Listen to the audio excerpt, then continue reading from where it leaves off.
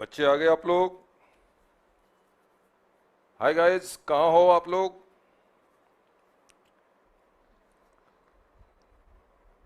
अभी दिखने शुरू नहीं हुए? ओ, चैटिंग स्टार्ट हो गई। आज की क्लास हमने पिछले 3 दिनों में 3 अटेम्प्ट के बेसिक के क्वेश्चन बनाए और आज मैं चाह रहा था कि कुछ हटके हो जाए, तो क्यों ना बेसिक की रिवीजन कर ली जाए। सेक्शन 2 से लेकर 9 तक जो भी बेसिक के कंसेप्ट्स हैं। Okay, yes Lakshya, Saurabh, Neha, good evening, good evening, good evening, hello Tarun, good evening. एक बात, आज जो हम लोग क्लास करेंगे, अभी मैं शायद 1-2 मिनट पहले आ गया हूँ आज, कोई बात नहीं। 1-2 मिनट में मैं आपको कुछ बातें बता दूं कि आज हम लोग बेसिक की जो हमारा पहला चैप्टर है अपने बुक में, जिसमें 7 लेक्चर्स कंज्यूम होते हैं पढ़ने में रेगुलर कोर्स में, हम कोशिश करेंगे कि उस 7 लेक्चर्स की बातें जो हैं वो हम इस 1 घंटे के अंदर एक बार रिकैप कर लें, एक बार हम लोग उसको टच कर लें, राइट। और अगला और आगे आप लोग बेसिक में कुछ आप पढ़ना चाहते हो तो आप लोग अपने इस चैट में आप डालो कि आपकी कोई प्रॉब्लम है, कोई अंडरस्टैंडिंग, कोई पर्टिकुलर इशू, क्योंकि अगली क्लास जो होंगी वो सिर्फ और सिर्फ आपके डाउट के बेस पे होगी, चाहे वो आधे घंटे की हो, 15 मिनट की हो, चाहे 1 घंटे की हो। अगली क्लास यानी कल की क्लास जो सैटरडे की क्लास है, सैटरडे की क्लास इज कंप्लीटली बेस होगी आपकी क्वेरीज पर। और प्लीज सीरियस क्वेरी भेजिएगा, ये टाइम पास नहीं। जैसे एक बच्चे ने क्या किया आज एक बच्चे का फोन आया, शायद आप यूट्यूब में देख भी रहा होगा। उसके वहीं बीकॉम के एग्जाम चल रहे हैं, तो बीकॉम में उसे यूं ही प्रमोट करने की बात चल रही है कि चलो आपको हम ऐसे ही प्रमोट कर देंगे, आप एक प्रोजेक्ट बना के दे दो, यानी उनको घर पे कोई असाइनमेंट बनाने दिया गया होगा, कुछ ऐसा ही होगा। उस लड़के ने अभी क्लास ली है, कुछ ही दिन पहले ली होगी, शायद हफ्ते 10 दिन पहले ली होगी। उसने क्लासेस देखना अभी शुरू भी नहीं की बेसिक की, राइट। और सैलरी वाली कुछ नहीं देखा अभी, और वो मुझसे क्वेश्चन पे क्वेश्चन पूछे जा रहा है कि सर एटीसीसीडी में मैक्सिमम लिमिट क्या होगी, एटीसीसीडी 1 सब सेक्शन 1 या 1B में मैक्सिमम डिडक्शन कितनी मिलेगी, वगैरह वगैरह। वो काफी अपने क्वेश्चन को पूछता जा रहा है। कोई बात नहीं, बच्चा है, क्वेश्चन तो पूछेगा ही, बच्चे को क्वेश्चन पूछना बनता ही है। तो मैंने उससे यूं ही पूछ लिया, भाई तुमने क्लास की है कि नहीं? नहीं सर, अभी तो मैंने आपकी क्लास स्टार्ट भी नहीं की। तो कुछ बच्चे ऐसे भी होते हैं जो बिना स्टार्ट किए हुए क्लास को क्वेश्चन पूछने लग जाते हैं। तो जरा इस तरह की क्वेरीज को आप अवॉइड कीजिएगा, है ना। और जो आपकी सही क्वेरी होगी आप जरूर उसमें डालिएगा, और मैं आपको इसमें अगली क्लास जो होगी आपकी वो इसी बेस पर होगी। साउंड वगैरह ओके है तो मैं स्टार्ट करूं, क्योंकि हमारा टाइम हो चुका है। बताओ बच्चों, टाइम साउंड ओके है? Yes yes, good evening, good evening. Ajay Yadav, Samarth Pandey, sir start. Okay, command is given to me to start. Ajay, Samarth ने कह दिया सर स्टार्ट कीजिए। आइए, छोटी सी बात, आज आपको सिर्फ मुझे सुनना है, मैं बोलता जाऊंगा, आप सुनते जाएंगे, राइट। और देखिए कि आपने जो 7 लेक्चर में पढ़ा वो किस तरीके से हम लोग उसको कवर करते हैं। सबसे पहले इनकम टैक्स में आज हम अपन यहाँ बैठे हैं, हमें करना क्या है सर? हमें प्रीवियस ईयर की, एक प्रीवियस ईयर होता है जो 1 अप्रैल से स्टार्ट होता है, 31 मार्च में खत्म होता है, और इस प्रीवियस ईयर की हमें निकालनी होती है टोटल इनकम। बहुत बढ़िया, चलिए जी, आपको इस बात की जानकारी है कि टोटल इनकम निकालनी होती है? जी सर। और ये जो सर टोटल इनकम होती है ना सर, ये टोटल इनकम इस बात पे डिपेंड करती है कि जिस बंदे की टोटल इनकम निकाल रहे हैं उसका रेसिडेंशियल स्टेटस क्या है। बहुत बढ़िया। और सर जो रेसिडेंशियल स्टेटस एक बार पता चल जाए ना, तो हमें ये बताने में कहीं भी कोई दिक्कत नहीं आती कि कौन सी इनकम इंक्लूड करनी है, कौन सी इनकम एक्सक्लूड करनी है। ठीक है, टोटल इनकम आपको निकालनी है जी, रेसिडेंशियल स्टेटस के बेस पे निकालनी है जी। अच्छा, टोटल इनकम में कितनी तरह की इनकम होती है सर? टोटल इनकम में 5 हेड की इनकम आती है, 5 हेड्स की इनकम, 5 हेड की इनकम। वैसे टोटल 6 थी, बाद में एक हेड को डिलीट करके अदर सोर्स के साथ मर्ज कर दिया गया, ठीक है। तो पहला सर सैलरी इनकम, दूसरा हाउस प्रॉपर्टी की इनकम, तीसरा सर बिजनेस और प्रोफेशन की इनकम, चौथा कैपिटल असेट्स को बेचने से होने वाली इनकम, कैपिटल गेन की इनकम, और आखिरी रेसिडुअल इनकम, आईओएस। तो ये 5 हेड की इनकम पहले इंडिविजुअली आप कंप्यूट करते हैं, इंडिविजुअल इनकम में से इंडिविजुअल जो डिडक्शंस होते हैं वो सारे लेस करते हैं, हेड वाइज पहले इनकम कंप्यूट करते हैं और उसको फिर आप मर्ज करके आप टोटल इनकम निकालते हैं। लेकिन सीधे टोटल इनकम नहीं निकलता, पांचों हेड की टोटल को पहले हम कहते हैं ग्रॉस टोटल इनकम, और उसमें से अगर आपने कोई इन्वेस्टमेंट, कोई कंट्रीब्यूशन जैसा कि लॉ ने कहा वैसा किया तो आपको फिर उस पर डिडक्शन मिलती है अंडर चैप्टर 6A 80C से लेके 80U तक। वो डिडक्शन ले लोगे तो टोटल इनकम निकल जाएगी। तो ये टोटल इनकम में कौन सी इनकम आनी है नहीं आनी है ये आपको जज करना है। ये कैसे होता है सर? तो सर ये रेसिडेंशियल स्टेटस के बेस पे होता है। ठीक है सर, टोटल इनकम हमने निकाल लिया जी। क्या वो 2.5 लाख से ज्यादा है? इन जनरल 2.5 लाख से ज्यादा है? नहीं sir, no liability of that person. That person here means individual. Individual की अगर इनकम 2.5 लाख तक है, no tax, right sir. 2.5 lakh से ज्यादा है, टैक्सेबल है सर, लेकिन वो टैक्स देगा। वो बात कुछ और है कि 2.5 लाख से ऊपर इनकम है और अगर वो इनकम 5 लाख तक है तो उसके टैक्स की उसे रिबेट मिल जाएगी, दैट इज अनदर इशू। लेकिन अगर वो 2.5 लाख से ऊपर इनकम है तो वो टैक्स के नेट में है। ठीक है, हम लोग आते हैं इस बात पे बाद में। हमारा पर्पस, सोल पर्पस जो हमारा है वो क्या है? हमारा पर्पस है सर टोटल इनकम को टारगेट करना। ये है हमारा टोटल इनकम। सारी कहानी इसी पे डिपेंड करती है। ये टोटल इनकम एक पर्टिकुलर लिमिट से ज्यादा है तो असेसी लायबल है, नहीं तो नहीं है। चलिए आइए सर इसको स्टार्ट कैसे करेंगे। सबसे पहले हम देखते हैं कि हमारे यहाँ होता क्या है। सर हमें एक ऐसे व्यक्ति की तलाश है जिसकी टोटल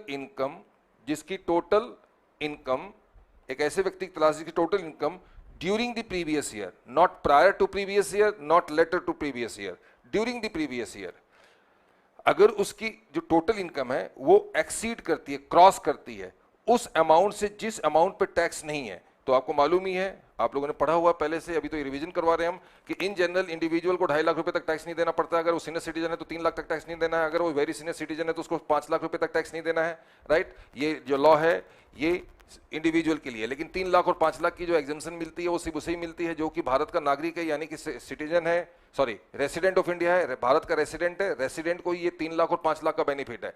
अदरवाइज नॉन रेसिडेंट, चाहे वो बुढ़ा हो, जवान हो, बहुत बुढ़ा हो, बहुत बुढ़ा हो, उसको नॉन रेसिडेंट को सिर्फ 2.5 लाख ही मिलती है। यानी 2.5 लाख जनरल एग्जेम्पशन है और 3 लाख की एग्जेम्पशन उन्हीं रेसिडेंट इंडियन को मिलती है जिनकी उम्र 60 साल से ऊपर है, और 5 लाख की एग्जेम्पशन उन्हीं रेसिडेंट को मिलती है जिनकी उम्र 80 से ऊपर है। ठीक है, तो आपको ये तो पता ही है कि अगर 2.5 लाख से ऊपर, 5 लाख से ऊपर या 3 लाख से ऊपर की इनकम है तो क्या है?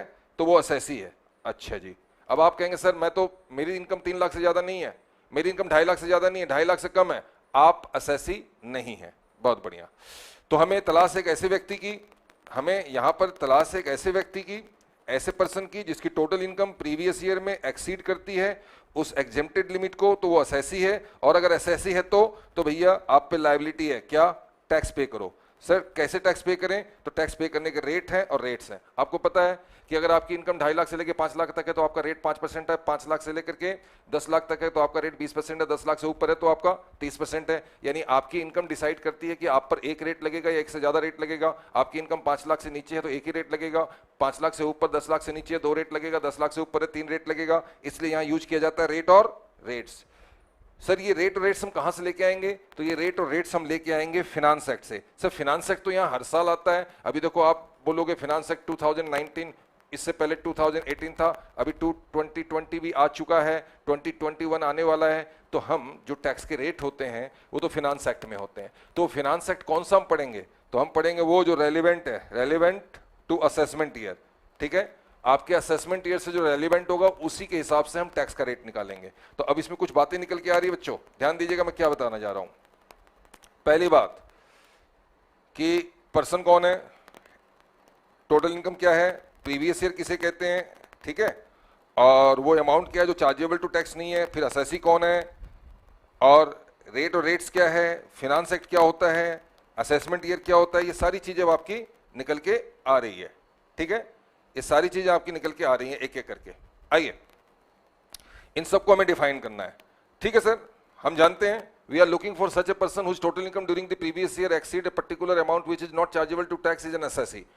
Okay, and if he is an assessee, then he is liable to make payment of tax, and tax has to be calculated on the basis of rates or rates which is given in Finance Act. Fine, and that Finance Act will be relevant to your assessment year. Sir यहाँ तक तो ठीक है, लेकिन एक बात बताइए sir, कोई भी इनकम क्या किसी भी व्यक्ति की टोटल इनकम में शामिल कर देंगे? जी नहीं. Which income has to be taken, which is not to be taken, has to be decided by his residential status, her residential status whatsoever. Residential status के हिसाब से पता चलता है कि इनकम को इंक्लूड करना है या एक्सक्लूड करना है. इसलिए लास्ट में एक आता है लाइन कि इंक्लूजन और एक्सक्लूजन ऑफ इनकम, इंक्लूजन और एक्सक्लूजन ऑफ इनकम, ठीक है, will depend on residential status of person. सबसे पहले हम बात करते हैं पर्सन की. पर्सन कौन है sir? Person word is defined under section 231. मैं देखो आपकी जो बुक है ना बच्चे, आप ही के बुक से फटाफट करवा दूंगा, मैं आप ही के बुक से फटाफट रिवीजन करवा दूंगा, इसके लिए मैं अलग से कोई पीडीएफ नहीं दे रहा हूं, ठीक है. Person means 7 category. Individual, male हो, फीमेल हो, माइनर हो, मेजर हो, मैरिड हो, अनमैरिड हो, हेल्दी हो, अनहेल्दी हो, ल्यूनेटिक माइंड का हो, अगर वो इंसान की प्रजाति में है तो वो इंडिविजुअल है. फाइन, इंडिविजुअल है तो वो पर्सन है. Number 2, HUF, Hindu undivided family. If the individual जो होते हैं, a group of individuals is a family, and family is following the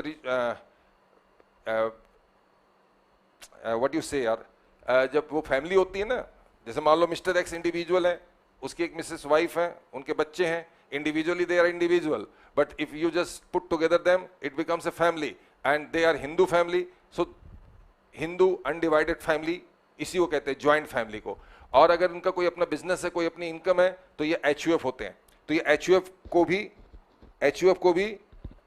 भी इसमें शामिल किया गया है पर्सन के डेफिनेशन में. Sir why Hindu only, other religions क्यों नहीं किए गए? क्योंकि हिंदू के लिए अपने सक्सेशन एक्ट बने हुए हैं, बाकियों के लिए कोई एक्ट नहीं है, ठीक है.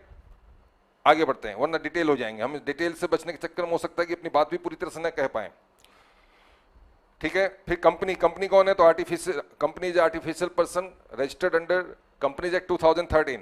Partnership firm AOP BOI, whether it is incorporated और नॉट. AOP एंड BOI, इसमें क्या होता है? एसोसिएशन ऑफ पर्सन है, जिसमें कई पर्सन आपस में मिलकर के ज्वाइन करते हैं, किसी पर्टिकुलर वेंचर को लेके वो काम करना चाहते हैं, ठीक है. और ये सिमिलर टू फर्म होते हैं, बस इनका क्या होता है, ये ज्यादातर या तो वर्बल होते हैं, इनकी कोई आपस में म्यूचुअल डीड नहीं बनती है, लेकिन ये फर्म की तरह ही होते हैं, पार्टनरशिप फर्म की तरह. अब BOI में body of individual and local authority में जैसे दिल्ली में MCD है, ठीक है, और जैसे मुंबई में BMC है, उसी तरीके से लोकल अथॉरिटी आप कह जाती है. और जो अगर इस 6 पर्सन में नहीं है, वो सारे के सारे 7 पर्सन में कवर्ड होते हैं. तो person mean 7 category, and all 7 and these 7 category includes everyone, specifically in 6th clause and generally in 7th clause. Everyone is covered under the definition. Okay, तो every person whose total income क्या होती है sir? Total income का मतलब होता है 5 head की income. अब आइए टोटल इनकम पे, तो टोटल इनकम का मतलब क्या है? टोटल इनकम का मतलब है sir income under the head 5 heads, income under 5 heads. पहला हेड सर आपकी सैलरी है, दूसरा आपका IHP है, तीसरा आपका PGBP है, बिजनेस प्रोफेशन, फिर क्या है? कैपिटल गेन है, और फिर क्या है? आपका अदर सोर्स है. इन सबको जोड़ लो, ठीक है. और क्लबिंग की इनकम हेड वाइज होती है, क्लबिंग की इनकम भी इसमें जोड़ लो, ये सब ऐड होगा क्लबिंग वाली इनकम, यानी कि चैप्टर 6. और इसमें से फिर लेस कर लो, हेड वाइज लेस होता है या इंटर हेड लेस होता है, ठीक है. यहां से लेस हो जाएगा क्या? कोई भी लॉस अगर है तो वो यहां से लेस हो जाएगा. और इसका जो सम टोटल निकल के आएगा, वो निकल के आएगा chapter 4 5 head plus 5 clubbing minus 6 set of and carry forward, and it will become GTI, और ये आपकी GTI हो जाएगी. और इस GTI में से हम लेस करेंगे चैप्टर 6A की डिडक्शन, तो हमारी निकल के आ जाएगी TI, और यही है आपका टोटल इनकम. तो एवरी पर्सन उस टोटल इनकम मीन्स 5 हेड्स की income including clubbing, excluding losses and excluding deductible part under section under chapter 6A is equal to total income. So every person means 7 category. Total income you know very well, previous year. ये total income निकालनी है previous year की. तो question ये आता है कि what is previous year? Previous year is a period of 12 months. It is fine sir, it is a period of 12 months, but what is the definition? Definition is given in different way. Previous year is a financial year immediately presiding the assessment year. Previous year एक financial year है और वो just पहले है assessment year के, तो इसके पहले वाले फाइनेंशियल ईयर को प्रीवियस ईयर कहा गया। असेसमेंट ईयर के पहले वाले फाइनेंशियल ईयर को प्रीवियस ईयर कहा गया। तो पहले आपको समझना होगा असेसमेंट ईयर क्या है। तो assessment year is a period of 12 months which commences on first day of April. तो जो पीरियड 12 महीने का 1 अप्रैल को स्टार्ट होगा वो 31 मार्च को खत्म होगा। हमारे यहाँ कैलेंडर ईयर नहीं चलता, हमारे यहाँ इनकम टैक्स में चलता है 1 April to 31 March, 1 April to 31 March, 1 April to 31 March. Okay, तो अगर ये वाला असेसमेंट ईयर 1/4/20 और 1/4/20 से लेके 31 मार्च 21 तक है, तो ये वाला अगर 12 महीने का पीरियड है तो इसके ठीक पहले का जो फाइनेंशियल ईयर है, तो सर फाइनेंशियल ईयर कितने पीरियड का होता है? फाइनेंशियल ईयर पीरियड होता है 1 वर्ष, 1 year, and that also commences on first day of April. तो इसके ठीक पहले वाला पीरियड कौन सा होगा? सर इसके ठीक पहले वाला पीरियड होगा 1/4/19 से लेके 31 मार्च 20। तो 19-20 फाइनेंशियल ईयर ही प्रीवियस ईयर है, यानी 19-20 ही प्रीवियस ईयर है। प्रीवियस ईयर 19-20 है और इसका जो आगे वाला साल है वो 20-21, ये आपका असेसमेंट ईयर है। तो now it is very simple, 19-20 previous year तो असेसमेंट ईयर 20-21, और 20-21 अगर प्रीवियस ईयर है तो असेसमेंट ईयर 21-22, और अगर 21-22 प्रीवियस ईयर है तो असेसमेंट ईयर 22-23। सर इसको असेसमेंट ईयर क्यों कहते हैं? तो असेसमेंट ईयर वो ईयर होता है जिसमें आप असेसमेंट करते हैं। सर असेसमेंट क्या होता है? असेसमेंट का मतलब होता है determination of income, determination of income. If you are determining the income, अगर आप 22-23 में इनकम निकाल रहे हैं 21-22 की, तो 22-23 आपका असेसमेंट ईयर है और 21-22 आपका प्रीवियस ईयर है, यानी प्रीवियस ईयर की इनकम को असेसमेंट ईयर में असेस किया जा रहा है। अगर आप जिस इनकम को 21-22 में असेस कर रहे हो वो 20-21 की है, जिसको 20-21 में असेसमेंट कर रहे हो वो 19-20 की है, इसीलिए इसे असेसमेंट ईयर कहा जाता है, इसे प्रीवियस ईयर कहा जाता है। Okay, every person 7 category, total income 5 heads during the previous year. Previous year means a financial year immediately preceding the assessment year, but in case of new business, whenever you are starting your new business and whenever there is a new income coming into existence, so in case of new business, in case of new source of income, the period of previous year will start from such date, उस date से start होगा जिस date में नई income आ रही है, नई existence में आ रही है, या नया कोई बिजनेस या सोर्स ऑफ इनकम आप जनरेट कर रहे हैं, और वो खत्म होगा अप टू 31 मार्च। सपोज अगर आपने 28 मार्च को अगर कोई नया बिजनेस स्टार्ट किया पहली बार, तो आपका पहला प्रीवियस ईयर होगा 28, 29, 30, 31, 4 दिन का प्रीवियस ईयर होगा। तो सर क्या 4 दिन के प्रीवियस ईयर में हम टैक्स देंगे? तो पहले आप ये इंश्योर तो करो कि 4 दिन में क्या आपने 2.5 लाख से ज्यादा कमा लिया है। अगर हाँ कमा लिया है तो आपको टैक्स देना पड़ेगा, ठीक है, आपको टैक्स देना पड़ेगा। ओके,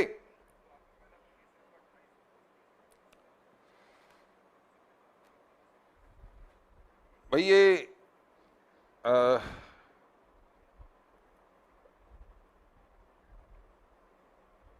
रुक रहा है क्या? Yes Asif Hooda sir, from which site we can get your notes? आज की क्लास का कोई नोट्स नहीं है, आइए आगे बढ़ते हैं।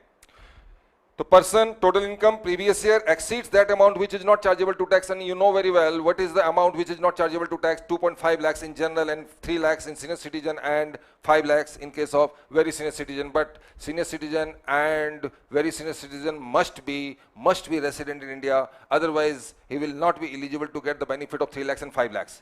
Then sir, if he is suppose he is a non-resident, then what is exemption? In case of non-resident, irrespective of his age, only 2.5 lakhs. Fine. Sir, who is an assessee? Assessee is a person who is liable to pay tax. Okay. Who is an assessee? Assessee is a person who is liable to pay tax. Assessee is a person who is liable to pay tax. Liable to pay tax or any other sum. Sir, other sum क्या होगा? Sometime you are liable to pay tax, sometime you are paying interest, sometime you are paying penalty and fine. So even if you are paying penalty, fine, etc., so that is your other sum. And even if you are liable for such other sum, you are an assessee. Sir, I am not liable. Why? Sir, my income is much below than 2.5 lakhs. If you are not liable, then you are not an assessee.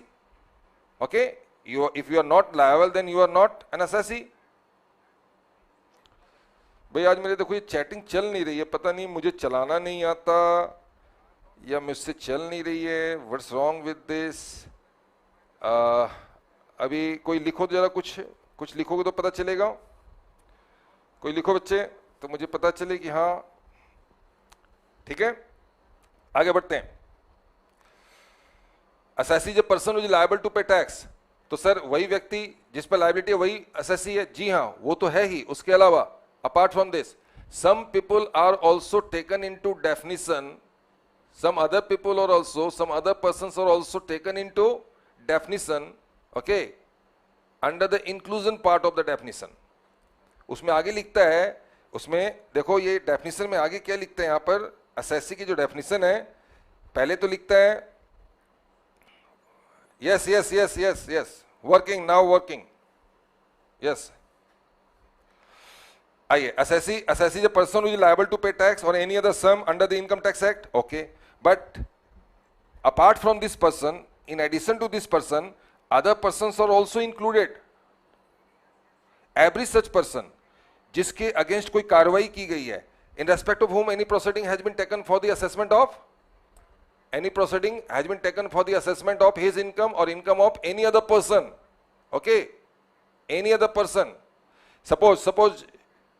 suppose आपकी income 2.5 lakh से कम है, लेकिन हो सकता है आपके बच्चे की इनकम 2.5 लाख से ज्यादा है। सो आप तो लायबल नहीं है, तो आप तो असेसी है नहीं, but you are liable to pay tax on behalf of your minor kids, minor child जो आपका है उसके बिहाफ में आप टैक्स दोगे, because minor can not pay tax. तो sometime you are not liable to pay tax on your own behalf, but you are liable to pay tax on behalf of somebody else। Suppose you are a trustee, so being a trustee you may have not the income which is chargeable to tax, but your trust is liable to pay tax and trust can pay its tax only through the trustee। So sometime you are liable to pay tax in respect of other person, okay, in respect of income of other person, or sometime you may be liable to answer the government for the income, sometime you are liable to answer for the loss। आप कहेंगे sir loss के लिए क्या answerable है, तो होता क्या है कि असेसी क्या करता है, असेसी की फितरत होती है कि वो इनकम को घटा के दिखाएगा, लॉस को बढ़ा के दिखाएगा, क्योंकि बढ़े हुए लॉस पर उसको ज्यादा से ज्यादा फ्यूचर में सेट ऑफ मिलने की संभावना होती है, तो इसलिए लॉस का भी असेसमेंट होता है। आइए मैं इसको फटाफट रीडिंग करवा देता हूं, फिर आगे बढ़ते हैं। Every person in respect of whom any proceeding has been taken for the assessment of his income, या तो उसकी इनकम पे कोई कार्रवाई की गई, ठीक है। Suppose you are having income more than 2.5 lakh but you are not paying tax, and आपसे कोई कहता है भाई साहब आप टैक्स देते हो, मैं तो टैक्स देता ही नहीं। अरे भाई टैक्स क्यों नहीं देते? नहीं देता, मेरी मर्जी। अरे नहीं, देश का कानून है, देश के कानून की ऐसी की तैसी, मैं तो अपने कमाऊंगा, अपनी मेहनत से कमाता हूं, मैं क्यों टैक्स दूंगा? अच्छा आप नहीं दोगे टैक्स? नहीं दूंगा, तो वो अपने आप को लायबल मानता ही नहीं। तो ऐसे लोग जिनकी इनकम 2.5 लाख से ज्यादा है, टैक्स देने की जिम्मेवारी बनती है, फिर भी ये टैक्स नहीं देते हैं क्योंकि अपने आप को लायबल मानते ही नहीं है, राइट। तो उसके अगेंस्ट कोई ना कोई कार्रवाई होती है, इसी को कहते हैं any proceeding has been taken for the assessment of his income, या तो उसकी इनकम पे, या फिर income of such other person, या फिर लॉस सस्टेन्ड बाय हिम। कोई व्यक्ति है अपना लॉस बढ़ा चढ़ा के दिखा रहा है, तो लॉस अगर बढ़ा के दिखाओगे तो ज्यादा से ज्यादा इनकम से सेट ऑफ करोगे तो आपकी लायबिलिटी कम होगी, ठीक है। तो उसके खिलाफ कोई प्रोसीडिंग हो रही है, और सच अदर पर्सन या फिर किसी और पर्सन के लिए हो रही है, या फिर रिफंड को लेके कोई बात हो, आपने ज्यादा रिफंड क्लेम कर रखा हो, अपने लिए आप रिफंड क्लेम कर रहे हो या किसी और पर्सन के लिए कर रहे हो। कहने का मतलब 3 ही सिचुएशन होती है किसी भी केस में, या तो आप पे करो, क्यों? क्योंकि आपकी इनकम है, ठीक है, या फिर आपका लॉस है। तो सर लॉस में क्या पे करेंगे हम? जब आपकी लॉस होती है ना बेटा, जब आपकी लॉस होती है तो आप ज्यादा से ज्यादा इनकम को सेट ऑफ करते हैं। असेसी की फितरत होती है वो लॉस को बढ़ा के दिखाएगा और इनकम को घटा के दिखाएगा, ठीक है। तो आपने अगर लॉस को अननेसेसरी ज्यादा कर रखा है, तो लॉस जब आपका कम किया जाएगा तो फिर आपकी इनकम बढ़ेगी, तो फिर लायबिलिटी बढ़ेगी, तो वो टैक्स आपको देना पड़ेगा ना। और तीसरा केस होता है रिफंड का। तो तीनों चीजें यहां शामिल की गई है, यानी कि असेसी के डेफिनेशन में सिर्फ वही व्यक्ति शामिल नहीं किया गया जो कि टैक्स पे करने के लिए लायबल है अंडर द एक्ट, बल्कि वो व्यक्ति भी शामिल किए गए हैं जिनके अगेंस्ट कोई कार्रवाई की गई है, या तो उसकी अपनी इनकम के लिए, किसी और इनकम के लिए, या फिर उसके लॉस के लिए, किसी और व्यक्ति के लॉस के लिए, या फिर उसके रिफंड के लिए, किसी और व्यक्ति के रिफंड के लिए।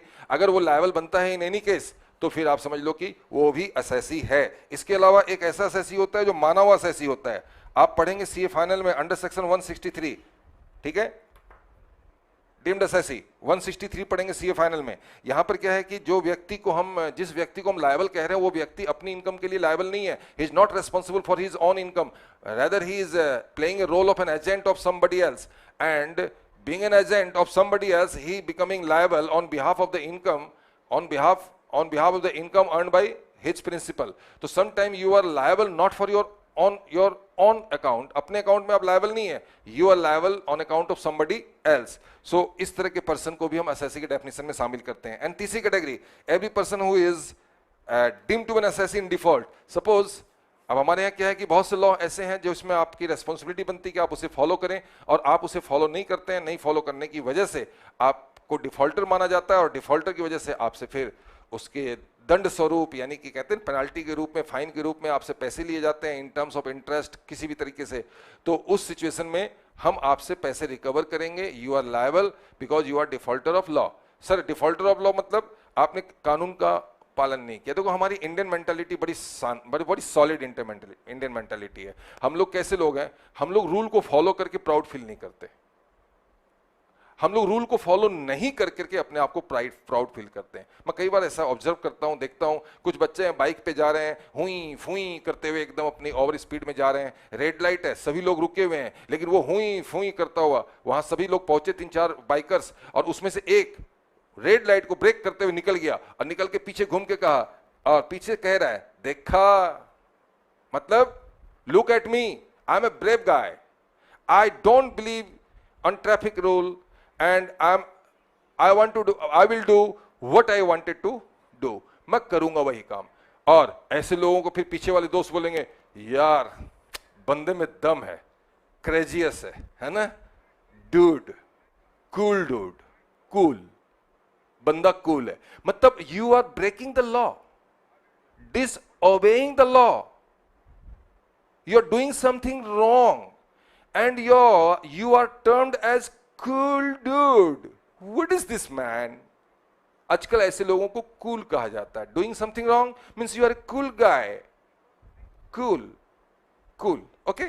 तो बहुत से लोग हैं जो कूल होते हैं, लॉ को फॉलो नहीं करते हैं, तो फिर उनसे हम बाद में टैक्स रिकवर करते हैं, राइट, समझे। तो ऐसे लोगों को भी यहां पर शामिल किया गया। फाइन, चलिए वापस आते हैं। Every person whose total income during the previous year exceeds that amount which is not chargeable to tax is an assessee. Fine. And he is liable to pay tax at the rate or rates, and you know very well what are the rates, 5%, 20%, 30%. ठीक है, आज मैं rates पे बात नहीं करूंगा, सिर्फ मैं आपको लॉ का रिवीजन करवाऊंगा। ओके, असेसमेंट ईयर हो गया, सब कुछ हो गया। Now move, previous year done. Previous year is a financial year immediately pressing the assessment year in case of new business, in case of existing business, दोनों आप देख लीजिएगा। ओके, और फिर आपने देखा assessment year is period of 12 months which commences on 1st April every year. Okay, assessee is a person liable to pay tax, includes 3 other person as well. Fine. तो sir एक बात बताओ आप, क्या कि हमें प्रीवियस ईयर की निकालनी है टोटल इनकम, करेक्ट, और टोटल इनकम निकालनी है अगर प्रीवियस ईयर की, तो ये पीरियड कौन सा है आपके लिए? ये पीरियड है 1/4/19 to 31st March 20। बहुत बढ़िया। अब इसके बीच की इनकम निकालनी है, इसके बीच में आपकी कोई भी इनकम हो। सर आपके कोई भी इनकम से क्या मतलब है भैया? ये इनकम आपकी सैलरी की हो सकती है, ये इनकम आपके हाउस प्रॉपर्टी की रेंटल इनकम हो सकती है, ये बिजनेस प्रोफेशन की हो सकती है, ये इनकम कैपिटल गेन की हो सकती है, ये इनकम अदर सोर्स की हो सकती है। इन पांचों हेड की इनकम को कंप्यूट करें। तो सर पहले क्या करें? पहले आप इंडिविजुअली कंप्यूट करते हैं, फिर सबको एग्रीगेट करते हैं, और जब हम इसको इंडिविजुअली कंप्यूट करके एग्रीगेट करते हैं तो वो बनती है जीटीआई, और फिर जीटीआई में से हम डिडक्शन लेते हैं सेक्शन 80C से लेकर के 80U तक की। जब डिडक्शन ले लेते हैं तो हमारे पास आता है टीआई। बहुत बढ़िया।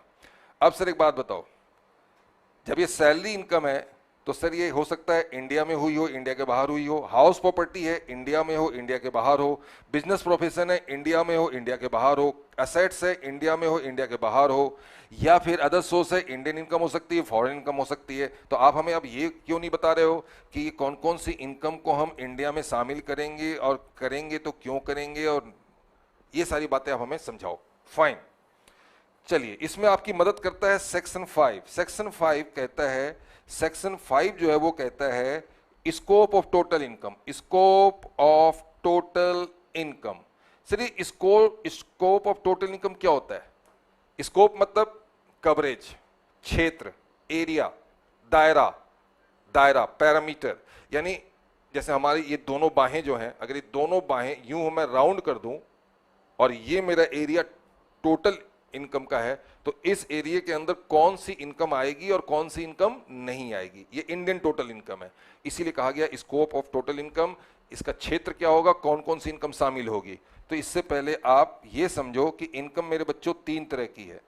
3 तरह की इनकम बताई गई है सेक्शन 5 में। ए, वो इनकम जो इंडिया में रिसीव्ड हुई या रिसीव्ड मानी गई। जिन बच्चों ने सैलरी हेड पढ़ा होगा वो जानते हैं कि section 7 deemed to be received in case of provident fund, वो रिसीव्ड मानी गई इनकम है। यानी कि एक रिसीव्ड है और दूसरी रिसीव्ड कौन सी है, डिम्ड, डिम्ड रिसीव्ड, इसको ए कहा गया। बी, बी इनकम में आता है income accrue arise in India, और दूसरा आता है deemed to accrue arise in India. और तीसरी इनकम है जो एक्रू अराइज प्लस रिसीव्ड दोनों ही हुई आउटसाइड इंडिया। सेक्शन 5 में यही लिखा हुआ है, सिंपल है। अगर आपकी इनकम इंडिया में रिसीव हुई, इंडिया में रिसीव मानी गई, तो ये एक कैटेगरी की इनकम है, चाहे वो एक्रूअराइज कहीं भी हुई हो, हमें उससे मतलब नहीं। अगर आपकी इनकम इंडिया में एक्रूअराइज हुई है या एक्रूअराइज मानी गई है, तो फिर वो बी कैटेगरी की इनकम है, चाहे वो रिसीव्ड कहीं भी हुई हो, इंडिया में, इंडिया के बाहर। ठीक है। और तीसरी कैटेगरी है वो इनकम जो इंडिया के बाहर ही एक्रूअराइज हुई और इंडिया के बाहर ही रिसीव्ड हुई, इंडिया के बाहर ही एक्रूअराइज हुई, इंडिया के बाहर ही रिसीव हुई। ये 3 तरह की इनकम है। इस 3 तरह की इनकम में सारी दुनिया की इनकम शामिल हो जाती है। अब बताओ, वो जो इनकम है कौन सी, रेंटल इनकम, कहां रिसीव हुई? वो जो इनकम है कौन सी इनकम, सैलरी इनकम, कहां रिसीव हुई, कहां एक्रूअराइज हुई? सर मैंने लैंड बेचा, लैंड बेचने से कैपिटल गेन हुआ, लैंड कहां थी, लैंड की इनकम कहां रिसीव हुई, कहां एक्रूअराइज हुई? यानी हर इनकम का एक्रूअल प्लेस होगा, हर इनकम का रिसीप्ट प्लेस होगा। डू यू एग्री और नॉट? डू यू एग्री और नॉट? डू यू एग्री और नॉट? हर इनकम की अपनी एक्रूअल प्लेस होगी, हर इनकम की अपनी रिसीप्ट प्लेस होगी, राइट? तो हर इनकम को हम टोटल इनकम में लाने से पहले ये देखेंगे उसका प्लेस ऑफ एक्रूअल क्या है, प्लेस ऑफ रिसीप्ट क्या है। Sir place of receipt India है, आण दे, ले ले अंदर टोटल इनकम में। सर उसका प्लेस ऑफ इनकम, जो प्लेस ऑफ एक्रूअल है वो इंडिया है, उसे भी आने दे। नहीं sir place of accrual India के बाहर है, तो क्या हुआ, रिसिप्ट तो इंडिया में है। नहीं सर रिसिप्ट भी बाहर है। ओहो, दोनों बाहर है। हाँ सर ये सी है, ये सी है, सी कैटेगरी, ये सी वाली है। अगर दोनों बाहर है सी है। लेकिन अगर रिसीव्ड इंडिया में एक्रूअल प्लेस बाहर ए, एक्रूअल प्लेस इंडिया में रिसीव्ड बाहर बी, एक्रूअल इंडिया में रिसीव्ड इंडिया में, तो या तो ए या तो बी, जहां मर्जी हो एक जगह ले लेना, दोनों जगह मत लेना। If the place of accrual and place of receipt both are in India, so do not consider this particular income twice. Either you consider as received under category or as accrual on accrual base under category B. But if the income receiving place and accrual place both are outside India, then it is C. So once you are comfortable with ABC, then it is very simple for you. It is very, very simple for you to judge which income is to be taken or not to be taken. Okay, fine sir. तो वो कौन सा sir बंदा है, वो कौन सा जो बंदा है जिसमें इनकम आएगी और नहीं आएगी? आइए चेक करते हैं। पर्सन को मैंने 7 कैटेगरी में बांट दिया। पहली कैटेगरी में रखा इंडिविजुअल प्लस HUF, दूसरी कैटेगरी में हमने रखा कंपनी, और तीसरी कैटेगरी में हमने रखा अदर्स। ये दो कैटेगरी के लोग या तो रेसिडेंट होते हैं या फिर नॉन रेसिडेंट होते हैं। और अगर ये एक बार रेसिडेंट होते हैं तो हम फर्दर इसको बाइफरकेट के देखते हैं कि ये रेसिडेंट एंड ऑर्डिनरी रेसिडेंट है या resident but not ordinary resident है। फाइन। जबकि इन केसेस में दो ही होता है, ऑन एंड ऑफ, यानी या तो आर या तो एनआर, आर और एनआर, आर और एनआर। सर इसी कारण यह है कि इंडिविजुअल और एचयूएफ का नेचर मूवेबल होता है। ये आज यहां होते कल कहीं और होते हैं, लेकिन कंपनी मूवेबल नहीं होती, राइट। वो एक जगह बैठी हुई है तो बैठी हुई है, वो स्टेट बदल सकती है, शहर बदल सकती है, देश नहीं बदलती जल्दी। Okay, now once it is established you are an individual, you are ordinary resident, तो आपकी A plus B plus C तीनों इनकम टैक्स होगी।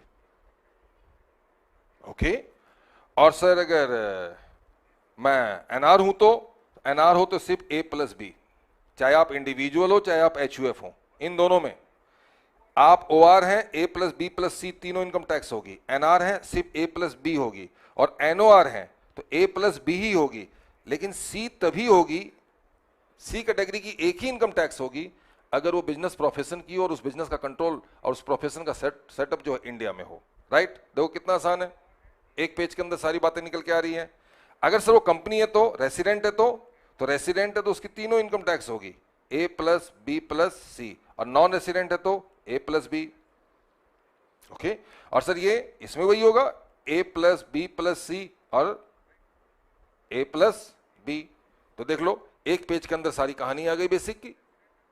ए क्या है तुम्हें पता है, बी क्या है तुम्हें पता है, सी क्या है तुम्हें ये पता है, बस नहीं क्या पता है। सर स्टेटस कैसे निकाला आपने, स्टेटस पे भी आते हैं, लेकिन वंस इट इज एस्टैब्लिश्ड कि मिस्टर एक्स का स्टेटस ओआर है तो आपको कवरेज पता है, स्कोप क्या होगा, एनओआर है ये भी पता है, एनआर है ये भी पता है, कंपनी है, एचयूएफ है, जो कुछ भी है आपको पता है। तो आइए अब हम लोग चलते हैं रेसिडेंशियल स्टेटस की तरफ। रेसिडेंशियल स्टेटस कैसे निकलता है सर, तो रेसिडेंशियल स्टेटस पहले किसका निकालें, पहले हम लोग इंडिविजुअल का निकालते हैं। हमारे यहाँ अप्रोच बड़ा अच्छा है, हमारी सी इंस्टीट्यूट भी कहती है कि तुम आधे नंबर लाओ, you score half and become full CA. Interesting है ना। Our institute says you get 50% aggregate. वैसे तो आप हमारी उम्मीदों पे आधे ही खरे उतरे हो। हमने आपसे 100 नंबर का पूछा, हम आपसे 100 नंबर हर पेपर में उम्मीद करते थे जैसा कि 12th में आते हैं, लेकिन आप सिर्फ आधे नंबर लेके आओ 50, लेकिन हम सीए बनाएंगे आपको पूरा 100%, score 50% and become chartered accountant 100%। तो हमारे यहाँ भी इंस्टीट्यूट 50% का क्वालिफाइंग कट ऑफ लेती है। तो हमारे यहाँ देश में भी यही कहा गया है, हमारे जो लॉ है वो कहता है कि एक इंडिविजुअल रेसिडेंट है इंडिया में या नॉन रेसिडेंट है, ये इस बात पे तय होता है कि वो भारत में कितने दिन है। ये जो इंडिया है ना, इस इंडिया में वो कितने दिन तक है। लॉ ने कहा भैया साल में होते हैं 365 दिन, 365 दिन को अगर आप आधा कर दो, ठीक है, आधा कर दो तो होते हैं ये 182 डेज पॉइंट, मतलब 182.5 डेज। लॉ ने कहा 0.5 को हटाओ, 182 डेज भी अगर आप हैं इंडिया में, सिंगल स्ट्रेच में नहीं, किसी भी प्रीवियस ईयर में इन टोटल एग्रीगेट 182 दिन फिजिकली इंडिया में है। हाँ सर मैं हूं, तो चलो भैया तुम रेसिडेंट हो, यू आर रेसिडेंट। नहीं सर मैं 182 दिन नहीं हूं, जैसे आप 2019-20 का स्टेटस निकाल रहे हो, 19-20 में अगर आप 182 दिन इंडिया में हैं, हाँ हूं रेसिडेंट, नहीं हूं तो क्या नॉन रेसिडेंट। लॉ ने कहा ना अभी नहीं। बोला कोई बात नहीं, अगर आप ये वाला कंडीशन पूरी नहीं कर रहे हो तो हमारे पास एक और टेस्ट है। क्या आप इंडिया में 60 डेज ड्यूरिंग 1920 हो और 365 days during those 4 years which are immediately preceding to 19-20। 19-20 से ठीक पहले वाले 4 वर्षों में टोटल मिला करके 1 साल में, 2 साल में, 3 साल में, 4 साल में टोटल मिला करके अगर आप 365 दिन या उससे ज्यादा हो, क्या हो? यस सर मैं हूं, चलो जी आप अब भी रेसिडेंट ही हो। आपने कहा नहीं सर मैं तो ये कंडीशन ही पूरी नहीं करता, तब लॉ कहता है you are non resident. Non resident कब बनते हैं हम? जब हम ये 182 को फुलफिल नहीं करते और ना ही मैं इसको फुलफिल करता हूं, मैं दोनों जगह मेरा आंसर नेगेटिव होता है, तब मैं नॉन रेसिडेंट बनता हूं, राइट। अब देखो कि नॉन रेसिडेंट कब बनते हो? जब या तो आप ना तो 182 दिन की कंडीशन पूरी करते हो 182 डेज की, और ना ही आप 60 + 365 की कंडीशन पूरी करते हो, तो आप क्या बनते हो? Non resident. अब मानो नहीं सर मैं इनमें से any one, I have fulfilled any one of this two condition. भाई साहब अगर आपने ऐसा फुलफिल कर दिया तो आप रेसिडेंट हो गए। हाँ सर मैं हो गया। Now the question is that, अब आप रेसिडेंट हो तो आप ऑर्डिनरीली हो या नॉट ऑर्डिनरीली हो? लॉ ने कहा ठीक है हम अभी आपको बताते हैं आप ऑर्डिनरी हो कि नॉट ऑर्डिनरी हो। अगर यहां दो कंडीशन है 1 and 2, लास्ट 10 ईयर्स में अगर आप 2 बार रेसिडेंट हो, लास्ट 10 ईयर्स में आप 2 बार, कम से कम, 2 से ज्यादा वो चलेगा, 2 से कम नहीं, 2 times or more than 2 times you are resident in last 10 years. Which 10 years? Immediately preceding the relevant previous year for which we are determining the residential status. If you are 2 and more than 2 times resident, yes sir I am, and your presence in India is 730 days during 7 years. So which 7 years? So those 7 years which are coming immediately preceding the relevant previous year 1920. आप 7 वर्षों में इतने दिन हो, 10 वर्षों में 2 बार resident हो, ये 2 कंडीशन है। सर मैं दोनों कंडीशन फुलफिल करता हूं, OR। सर मैं एक कंडीशन फुलफिल करता हूं दूसरी नहीं, दूसरी फुलफिल करता हूं पहली नहीं, दोनों में से कोई भी नहीं, तो आप बनेंगे आप NOR। तब आप बनेंगे आप NOR। Getting my point? आसान है, पढ़ा हुआ है आपका, मैं तो सिर्फ आपको रिकॉल करवा रहा हूं, यहां पर्पस रिकॉल करवाना है कि देखो किसी भी इंडिविजुअल के लिए बेसिक कंडीशन ये कहती है कि अगर आप बेसिक में से एक कंडीशन पूरी करोगे तो आप रेसिडेंट हो जाओगे। बेसिक की 2 कंडीशन है, उनमें से एक पूरी करनी है, you must be in India for 182 days or more during the relevant previous year. If you are fulfilling this, you are resident. If you are not fulfilling this, then another criteria is also there.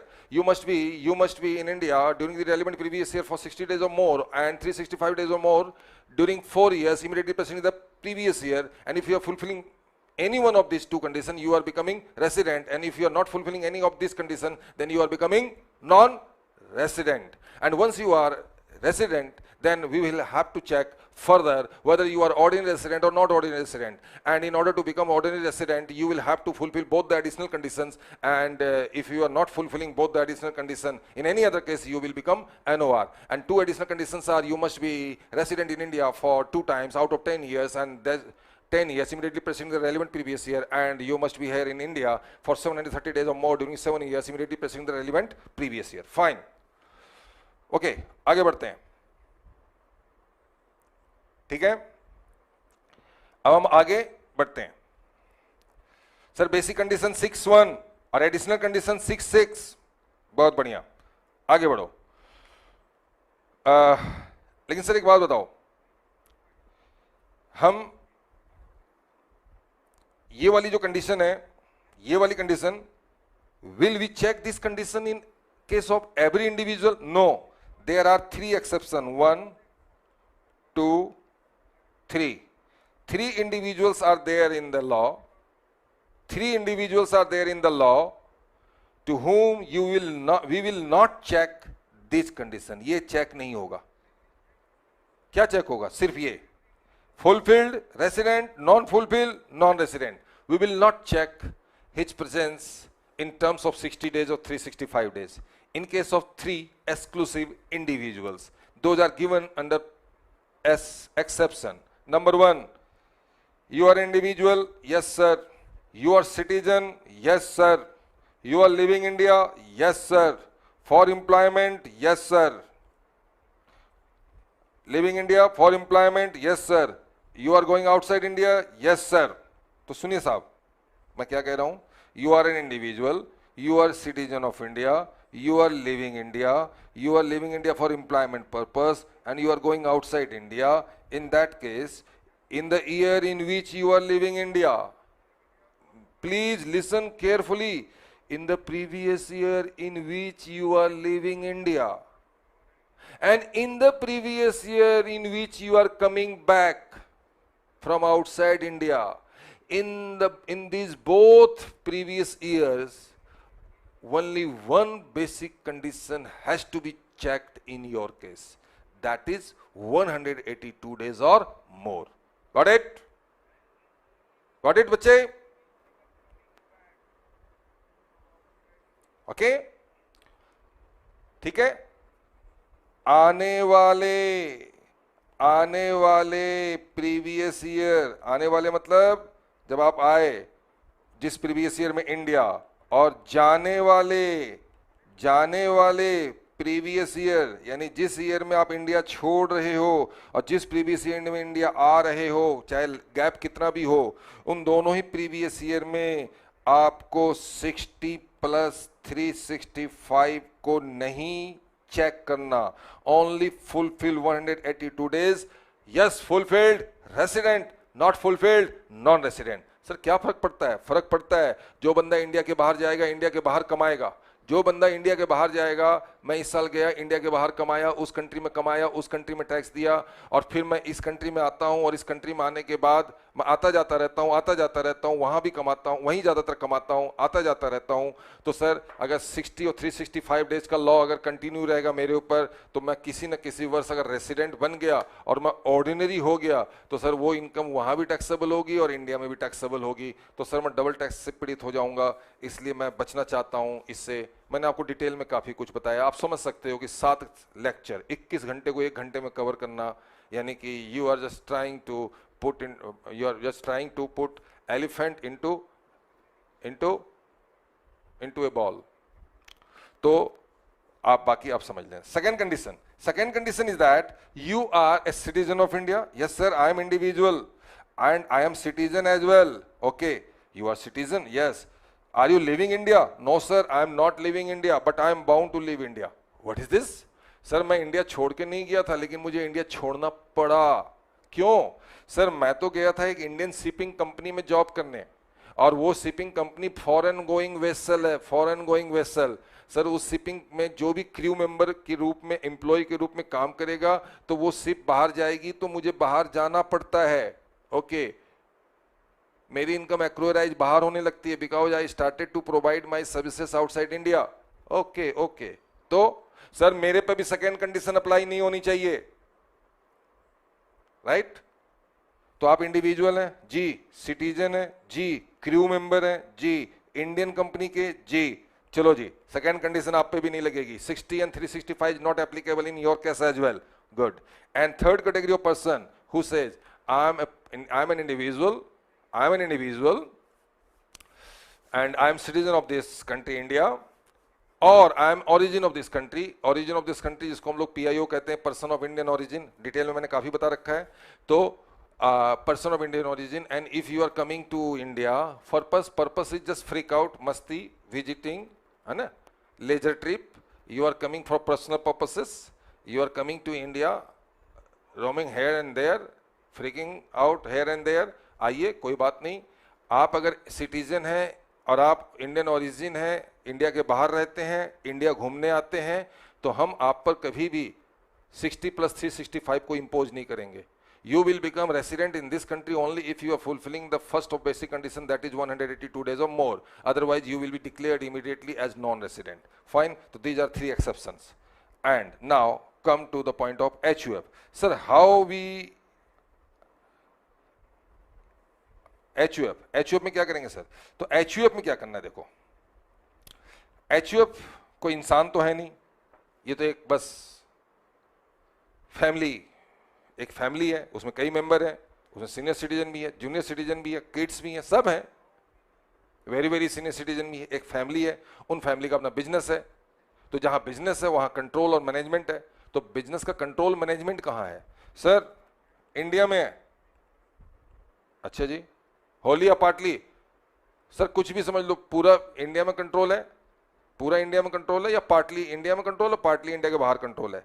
तो India में control है whether wholly oblique partly, W और P, wholly और partly. Yes, in any case वो resident है। कौन कौन resident है? एचयूएफ।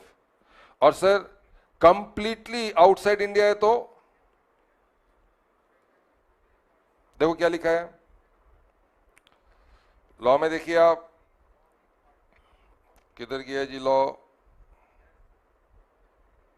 ये रहा, होली और पार्टली इंडिया में है, यस तो रेसिडेंट। सर नहीं, कंट्रोल और मैनेजमेंट ने 100% इंडिया के बाहर है, नॉन रेसिडेंट। बहुत बढ़िया जी, सिंपल सा लॉ है।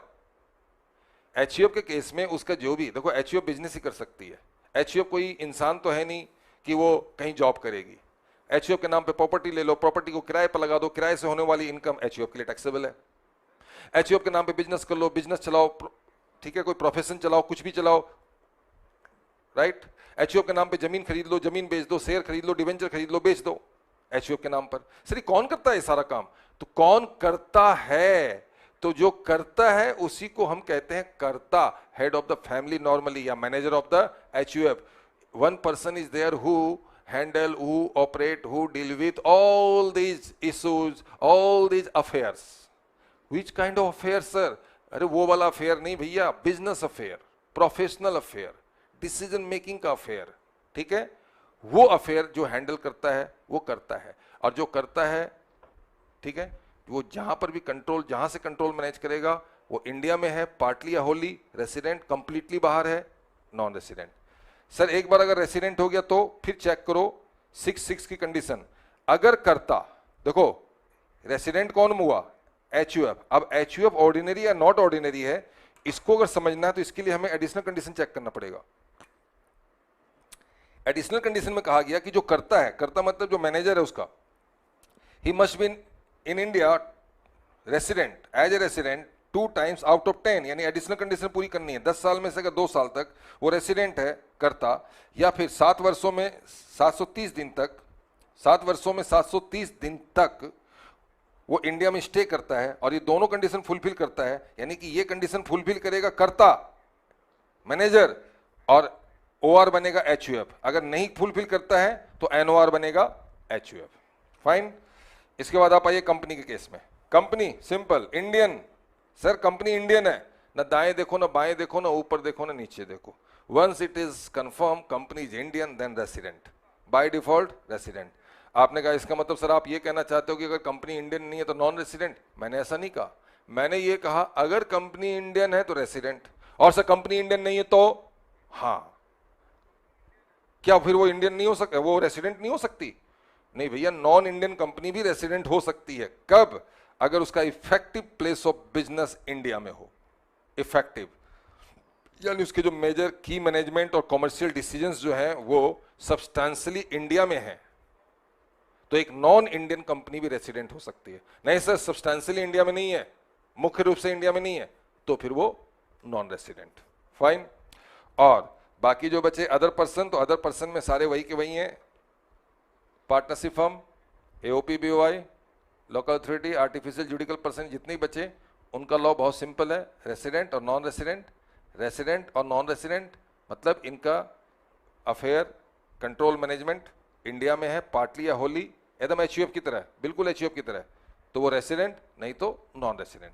तो ये आपका रेसिडेंट नॉन रेसिडेंट है, ठीक है। इसमें बेसिक में जो सबसे इंपॉर्टेंट बात आती है, वो जो बात आती है वो आप समझो जरा बच्चे, वो है आपका सेक्शन 9। सेक्शन 9 मतलब यार मेरे को आज अच्छा नहीं लग रहा, मैं सोच रहा हूं ना कि सेक्शन 9 को कल तसल्ली से पढ़ाऊं। मैं इसको अगर थोड़ा सा फास्ट पढ़ा दिया, फ्लो नहीं आया तो मजा नहीं आएगा, मुझे नहीं कुछ अच्छा लगेगा, ठीक है ना। तो क्यों ना ऐसा करें, आप लोग जरा जवाब दो ना, कुछ जवाब भी नहीं दे रहा मुझे यार, कोई जवाब तो दो। क्या करें, सेक्शन 9 को कल हम फ्रेश स्टार्ट करें कल की क्लास में? क्योंकि अभी मैं पढ़ाऊंगा तो फास्ट जाऊंगा और इसमें बहुत कुछ है, बहुत अच्छी अच्छी बातें हैं इसमें, बस है तो ज्यादा नहीं, है तो ज्यादा नहीं लेकिन है अच्छी बातें। तो कल के लेक्चर में इसको मर्ज कर ले तो कैसा रहेगा? कल मैं सेक्शन 9 को फ्रॉम जीरो, सेक्शन 9 के कंसेप्ट को जीरो से पढ़ाऊंगा, कोशिश करूंगा उस 1 घंटे में इसको कंप्लीट करूं। अब आप लोग बस अभी सर आने वाले हैं अकाउंट्स वाले, आप लोग अकाउंट्स पढ़िए। तो एक काम करिए, मैं कल की क्लास बिना इफ बट के आते ही सेक्शन 9 स्टार्ट करूंगा। हाँ ध्यान रहे, डिटेल नहीं करूंगा, डिटेल तो क्लास में ही पढ़ोगे, वो तो 3 घंटे की डिटेल वहीं होगी। मैं आऊंगा सेक्शन 9 को एक जस्टिफाइड वे में आपको यह समझा सकूं कि वो कौन कौन सी इनकम है जो भारत में एक्रू अराइज मान ली गई। हो सकता है वो भारत में एक्रू अराइज न हुई हो सकता है वो हुई हो या ना हुई हो, हम उस पर नहीं जाएंगे। हम इस बात पे जाएंगे कि वो कौन सी इनकम है कि भैया ये इंडिया की इनकम मानी जाएगी, थंब रूल वाला। यस, हमने कह दिया मतलब हो गया, हमने बोले तो सेक्शन 9 ने बोला, और उसी बेस पर आप बेसिक के सारे क्वेश्चन बना पाते हो। सेक्शन 9 को अगर आप अपने माइंड से हटा दो तो बेसिक का क्वेश्चन नहीं हिले आपसे, है ना। तो बेटा हम लोग इसको अगली क्लास में करेंगे। और काफी लोग कह रहे हैं, एक तो ये पबजी बॉय है, पता नहीं कौन है पबजी बॉय, प्रकाश शाह हैं और हरीश हैं, राहुल हैं, ये सब कह रहे हैं हाँ सर कल ही करेंगे, हाँ सर कल ही करेंगे, क्योंकि सेक्शन 9 में सबको जरूरत है, तसल्ली से समझने की आवश्यकता है ना। तो इसको हम लोग कल ही करते हैं। और एक काम आप जाने से पहले एक काम जरूर कीजिए भाई, देखो हमारा ये जो चैनल है ना, इसको लाइक करके जाना, बिना लाइक किए मत जाना। सब्सक्राइब नहीं कर रखे हो सब्सक्राइब भी कर लेना। और जाते जाते कम से कम इसमें आज ये लिख के जाओ कि कल या परसों आप बेसिक में क्या ऐसा है जो जानना चाहते हैं, क्या ऐसा है जो आपकी समझ में नहीं आया। क्योंकि मेरे बच्चे बेसिक का मतलब, जैसे ठंडा मतलब क्या होता है, ठंडा मतलब कोको कोला, तो बेसिक का मतलब 10 नंबर। बेसिक बोले तो 10 नंबर, बेसिक बोले तो 10 नंबर। तो मेरे बच्चे 10 नंबर अपने हो जाने चाहिए, फिर हम सैलरी में जाएंगे, फिर कुछ नंबर ऐड करेंगे, वो बात की बात है, लेकिन अभी 10 नंबर की बात करते हैं, ठीक है।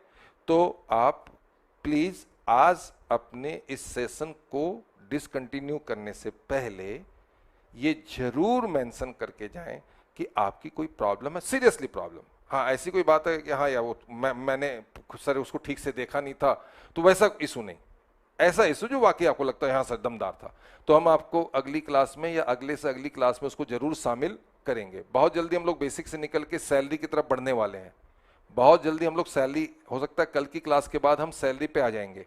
सैलरी पे भी आएंगे तो सैलरी का मैं ये सोच रहा हूं कि पहले मैं रिवाइज करवाऊंगा, फिर पास्ट ईयर क्वेश्चन करवाऊंगा, राइट। पहले रिवीजन होगा सैलरी का, फिर पास्ट ईयर के क्वेश्चंस होंगे।